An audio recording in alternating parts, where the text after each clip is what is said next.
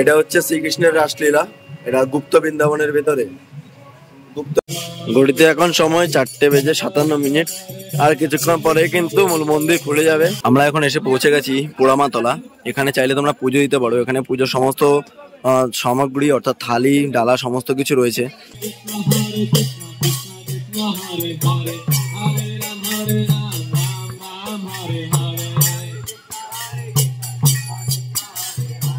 এখানে রয়েছে নিত্যানন্দ কুটির। এখানে মাত্র 100 টাকার বিনিময়ে তোমরা থাকতে পারো। প্রথমে এখানে স্নান করতে হবে। স্নান করার পরে তোমরা নবদ্বীপ চাইলে ভ্রমণ করতে পারো। এটা হলো রানীমা অর্থাৎ রানী রাসমণি ঘাট।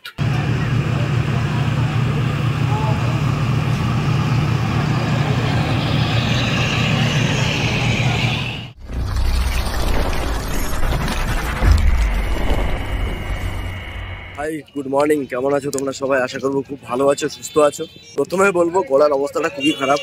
2024 সালে তোমরা নবদ্বীপ এবং মায়াপুর কিভাবে ঘুরবে সেটাই দেখিয়ে দেবো, এবং কি কি পরিবর্তন হয়েছে সমস্ত কিছু তোমাদেরকে আমরা দেখিয়ে দেবো এই ভিডিওতে। চলো যাওয়া যাক। কৃষ্ণনগর সিটি জংশনে আছি। এবার এখান থেকে আমাদের প্রথম করণীয় কাজ হলো অটো কিংবা টোটো ধরা। তো তোমরা অটো করে যাবে, এতে তোমাদের খরচটা একটু কম লাগবে এবং সময়ও কম লাগবে। এটা হচ্ছে কৃষ্ণনগর সিটি জংশন। জংশন থেকে বেরিয়ে আমরা মেন রোডে আসলেই এখানে আমরা টোটো দেখতে পাচ্ছি, বাস আছে, এছাড়াও সামনে আছে অটো। হ্যাঁ, ভ্রমণের শুরুতে যদি তোমাদেরকে পথ নির্দেশিকাটা না দেখাই তাহলে কিন্তু হয় না। এর জন্যই আমি কৃষ্ণনগর থেকে ভিডিওটা শুরু করলাম। এখন আছে কৃষ্ণনগর জংশনের ঠিক বাইরে অটো স্ট্যান্ডে। এবার এখান থেকে আমরা অটো ধরবো। অটো ধরে তোমরা যদি নবদ্বীপ যেতে চাও নবদ্বীপ যেতে পারো, মায়াপুর যেতে চাইলে মায়াপুর যেতে পারো।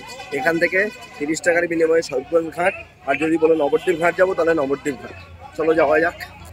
এই যে অটো স্ট্যান্ড, এখান থেকে আমরা অটো ধরবো।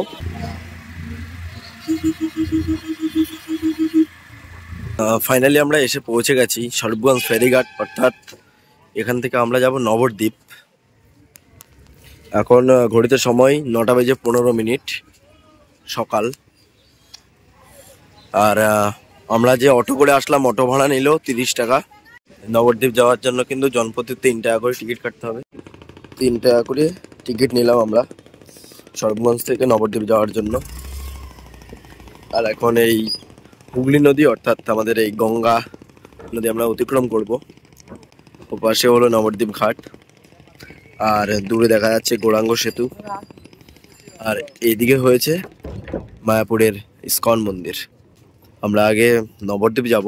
নবদ্বীপ ভ্রমণ করে এরপর তোমাদেরকে আমরা এই নৌকোগুলো করে যাব মায়াপুর ঘাটে। মায়াপুর ঘাটে গিয়ে তোমাদেরকে মায়াপুর ইস্কন মন্দিরটা দেখিয়ে দেবো।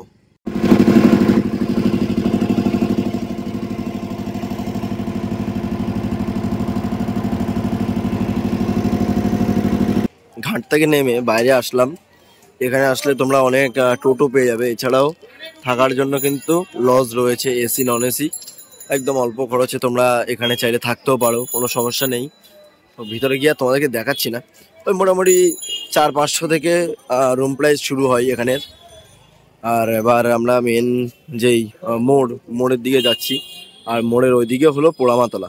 তো সর্বপ্রথম আমাদের গন্তব্য হবে পোড়ামাতলা। এখান থেকে আমরা টোটাল সাইট সিনের জন্য টোটো রিজার্ভ করলাম।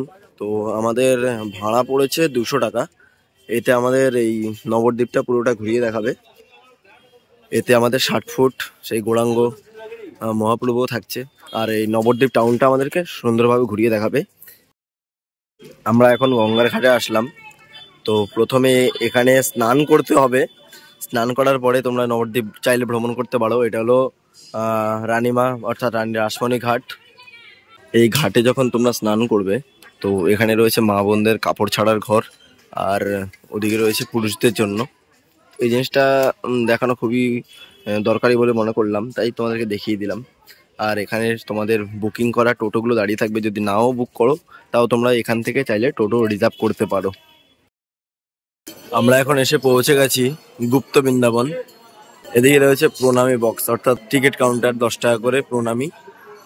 গুপ্ত বৃন্দাবনে প্রবেশ করার আগে এখানে রয়েছে রাধা গোবিন্দ মন্দির।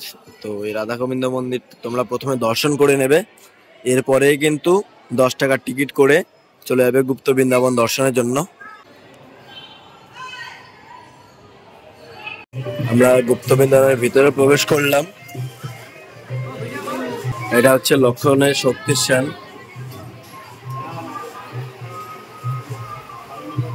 রাম রাবণের যুদ্ধ। এদিকে যখন শ্রীকৃষ্ণকে বাসুদেব নিয়ে যাচ্ছিল, এদিকে হলো সীতার অগ্নি পরীক্ষা, আর এখানে হলো কংসের কারাগার। এখানে কিন্তু কৃষ্ণকে কালী অবতারে দেখানো হচ্ছে, অর্থাৎ কৃষ্ণ কালী। এটা হচ্ছে শ্রীকৃষ্ণের রাসলীলা। এটা গুপ্ত বৃন্দাবনের ভেতরে, গুপ্ত বৃন্দাবন। বিষ্ণুপ্রিয়াকে যখন ঘরে রেখে নিমাই সন্ন্যাসে যাচ্ছিল, সেই দৃশ্যটাকে কিন্তু এখানে ফুটিয়ে তোলা হয়েছে। কিন্তু ঝাড়খণ্ডের পথে মহাপ্রভুর পুরী মন্দিরে সেই জগন্নাথ মন্দির দর্শন। আমরা এখন এসে পৌঁছে গেছি 60 ফুট মহাপ্রভুর মন্দিরে। এখানে টিকিট মূল্য 10 টাকা। টিকিট নিয়ে নিয়েছি আমরা।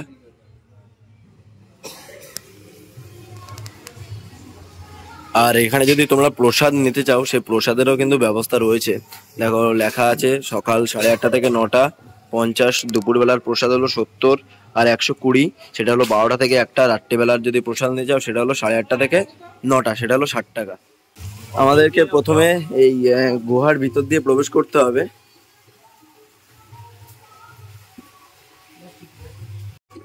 এখানকার যে বিশেষ আকর্ষণ, এটা হচ্ছে এই 60 ফুট মহাপ্রভুর যেই মূর্তিটি বসানো হয়েছে এটাই। আর এখানে ঘুরে দেখার জন্য এই দেখো,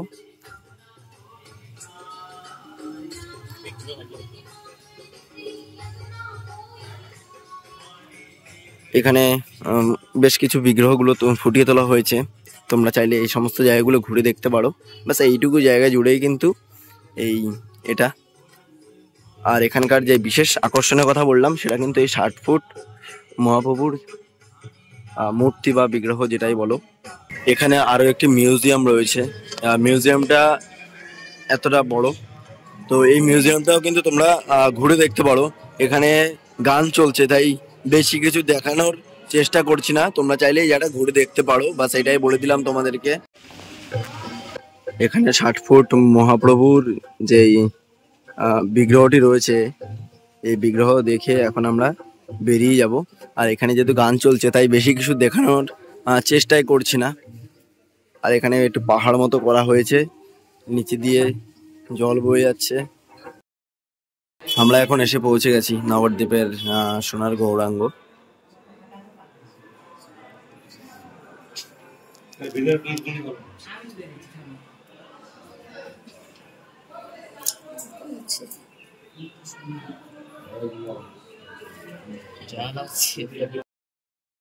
এখানে রয়েছে ধামেশ্বর শ্রী শ্রী গৌরাঙ্গ মহাপ্রভু মন্দির।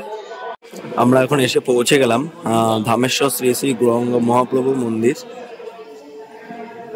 এই যে মহাপ্রভু,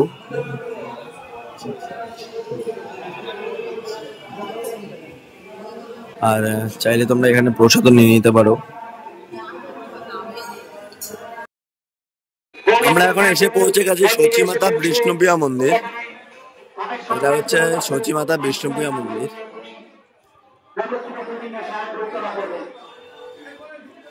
বহু বছর পুরনো এই মন্দির।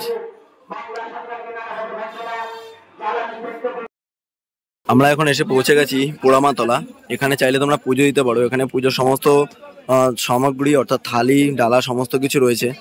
এই যে এটা সম্পূর্ণ সমস্ত কিছু দেওয়া রয়েছে। এটার দাম হলো 101 টাকা। এটা হলো 50 টাকা, 30 টাকা, 20 টাকা, সমস্ত দামের এখানে ডালিগুলো দেখতে পাবে এখানে। আর জুতো রাখার ব্যবস্থাও কিন্তু এখানে রয়েছে। আর এদিকে রয়েছে মালা।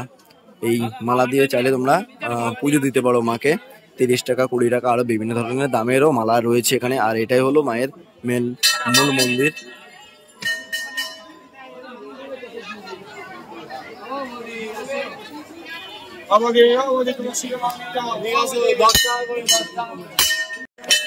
এখানে সমস্ত ফুলগুলো তোমরা জড়িয়ে দিয়ে ধূপকাঠি মোমবাতি তোমরা জেলে এরপর মায়ের কাছে তোমরা তোমাদের ইচ্ছে এগুলো জানাবে। আর তোমরা চাইলে এখানে মানতও করতে পারো। আর এটাই হচ্ছে সেই বিখ্যাত পোড়ামাতলা। আমরা এখন আসলাম সোনার গৌরাঙ্গ দর্শন করতে। রূপোর সিংহাসনে বসে রয়েছেন গৌরাঙ্গ মহাপ্রভু। এটা হলো রূপোর সিংহাসন আর সোনার গৌরাঙ্গ। পাশে রয়েছে মদন মোহন। আমাদের নবদ্বীপ ভ্রমণ শেষ করলাম। টোটোর নাম্বারও রাখিনি, কারণ এখানে আসলে তোমরা অনেক টোটো পেয়ে যাবে, যত কম দামে পারো তোমরা নিয়ে নিতে পারো। তার জন্য আমি এই টোটোর নাম্বার তোমাদেরকে দিইনি। দেখো, আমরা নিয়েছি মাত্র 200 টাকা দিয়ে। তোমরা যদি এর থেকে কম দামও নিতে পারো তাও কোনো সমস্যা নেই। মানে এদের একটা যা প্রাইস আছে না, এই 200 থেকে 250, এই প্রাইজের মধ্যেই কিন্তু এরা মানে যাতায়াত করে। এবার এখান থেকে আমাদের যেতে হবে মায়াপুর যাব আমরা। আর প্রসাদের কথা যদি বলি, মায়াপুরে আমরা প্রসাদ নেব না, কারণ আমরা এখানেই প্রসাদের ব্যবস্থা হয়ে গেছে আমাদের। মায়াপুরে চাইলে তোমরা প্রসাদ নিয়ে নিতে পারো। নবদ্বীপ মায়াপুর দুটো কিন্তু খুব সুন্দরভাবে একদিনে ভ্রমণ করতে পারো। নবদ্বীপ প্রথমে ভ্রমণ করবে, নবদ্বীপ ভ্রমণ করার পরে তোমরা এখান থেকে চলে যাবে মায়াপুরে। মায়াপুরে গিয়ে তোমরা ওই মোটামুটি 12:30টার মধ্যে বা 1টার মধ্যে পৌঁছাবে। পৌঁছে গিয়ে তোমরা তোমাদের প্রসাদ নিয়ে নিতে পারো, কোনো সমস্যা নেই। তাহলে চলো এবার আমরা এগিয়ে যাবো আমাদের মায়াপুরের উদ্দেশ্যে। নবদ্বীপ থেকে মায়াপুর যাওয়ার জন্য আমরা জনপ্রতি 10 টাকা দিয়ে লঞ্চের টিকিট নিয়ে নিলাম। মায়াপুর যাওয়ার পথ, এই নবদ্বীপ থেকে কিন্তু আমরা দেখতে পাচ্ছি মায়াপুরে ইস্কন মন্দির।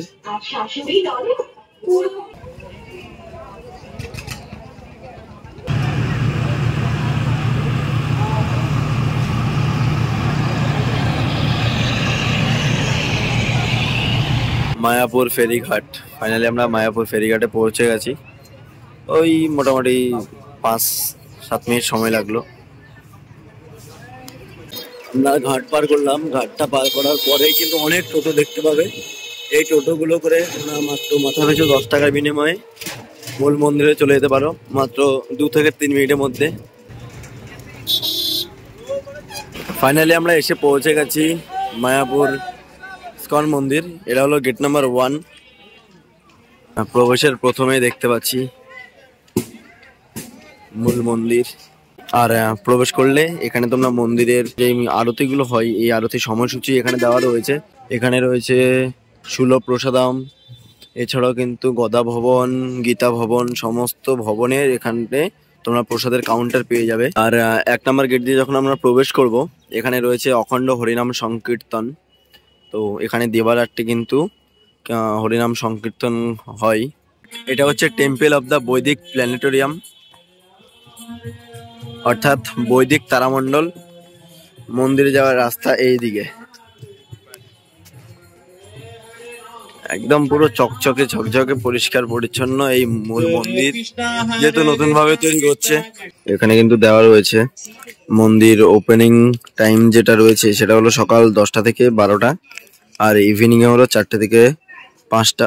এটা হলো সেবার সৌভাগ্য, ঠিক আছে। আর এর পাশে কিন্তু রয়েছে নতুন মন্দিরের কাজ চলছে। এখানে বিগ্রহ এখনো প্রতিষ্ঠা হয়নি। তোমরা যদি এখানে প্রবেশ করতে চাও, সকাল 10টা থেকে 12টা, বিকেল 4টে থেকে 5টা, এটা হলো অনুদানের সময়। আর প্রবেশের সময় কিন্তু দেওয়া রয়েছে বেলা 12টায় একবার এবং ঠিক বিকেল 5টায় একবার। এই রাস্তাটা হলো গোশালা যাওয়ার রাস্তা, আর এই সামনে হলো মূল মন্দির। আর এই গোশালা যখন তোমরা যাবে, চাইলে টোটো করে যেতে পারো। এছাড়াও কিন্তু এই গরুর গাড়ি রয়েছে, মাত্র মাথা পিছু 10 টাকার বিনিময়ে কিন্তু তোমরা চলে যেতে পারো। এখানে রয়েছে নিত্যানন্দ কুটির, এখানে মাত্র 100 টাকার বিনিময়ে তোমরা থাকতে পারো। আর এদিকে রয়েছে প্রসাদের জন্য অন্নদান, এখানে চাইলে তোমরা প্রসাদ পেয়ে যাবে। এখানে 3 বেলায় প্রসাদ খাওয়ানো হয়, সময়টা সঠিক এখনো জানা নেই। কিন্তু সবাই প্রসাদের জন্য লাইনে দাঁড়িয়ে রয়েছে, কারণ এখন সময় 4:36। আমরা এসে পৌঁছে গেছি গোশালা। এবার এই গোশালার ভিতরে প্রবেশ করবো আমরা। এখান থেকে চাইলে তোমরা লস্যি, দই, ক্ষীর, এই সমস্ত জিনিসগুলো এখান থেকে কিনে নিতে পারো। এখানে কিন্তু সমস্ত গোমাতাদেরকে বাঁধা আছে। আগে এখানে নামগুলো দেওয়া ছিল, তবে নতুন করে রং করার কারণে সমস্ত নামগুলো মুছে গেছে। মায়াপুর আসলে অবশ্যই এই গোশালাটি একবার ঘুরে যাও, এটাই তোমাদেরকে আমি সাজেস্ট করব। কারণ গোশালাটা, এখানে অনেকগুলো গরু তোমরা দেখতে পাবে। এছাড়াও গরুর শিংগুলো যথেষ্ট বড়, এই যে সামনে দেখতেই পাচ্ছ, বড় ষাঁড় দেখতে পাবে। আরও মানে গোশালাটা অনেকটা আগের থেকে অনেক বড় করার চেষ্টা করেছে, আর যথেষ্ট কিন্তু ভালোও লাগছে। আমি গলার জন্য কিন্তু কথাই বলতে পারছি না, তো একটু ম্যানেজ করে নিও। এই দেখো, ও ভাই,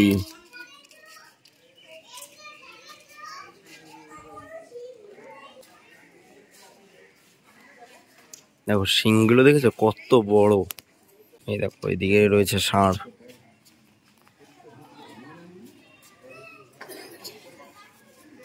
এদিকে রয়েছে নিত্যানন্দ কুটির, এখানেও চাইলে তোমরা থাকতে পারো।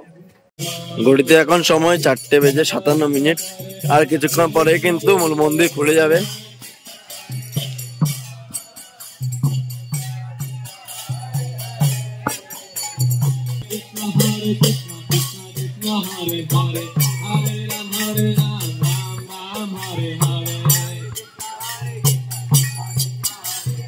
ঘড়িতে সময় 5:03। এই দেখো সবাই কিন্তু প্রবেশ করছে এই মূল মন্দিরে। এটা হচ্ছে রাত্রেবেলার মায়াপুর।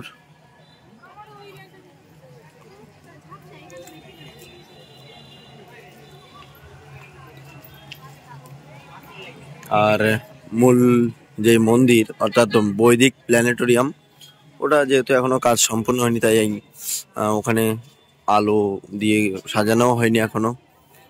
আর এটা হলো সেই পুরনো মন্দির, পুষ্প সমাধি মন্দির। তো এই মন্দিরে চাইলে তোমরা প্রবেশ করতে পারো। আর এই মন্দিরেও প্রবেশ করা যায় এখনো পর্যন্ত। হ্যাঁ, ভবিষ্যতে যখন ওপেন হয়ে যাবে তখন এই টাইমিংটা থাকবে না, 12টায় এক টাইম প্রবেশ করবে, আবার বিকেল 5টায় এক টাইম প্রবেশ করবে। আর এখানে চাইলে তোমরা তোমাদের জিনিসপত্রগুলো কিনে নিতে পারো। তো ছোট্ট এই ভিডিওটি তোমাদের কেমন লাগলো অবশ্যই কমেন্টস করে জানাতে ভুলবে না। যদি ভিডিওটি ভালো লেগে থাকে লাইক, কমেন্ট, শেয়ার, সাবস্ক্রাইব করে রাখবে চ্যানেলটিকে। দেখা হবে নতুন কোনো ভিডিওতে। বাস আজকের মতো এইটুকুই।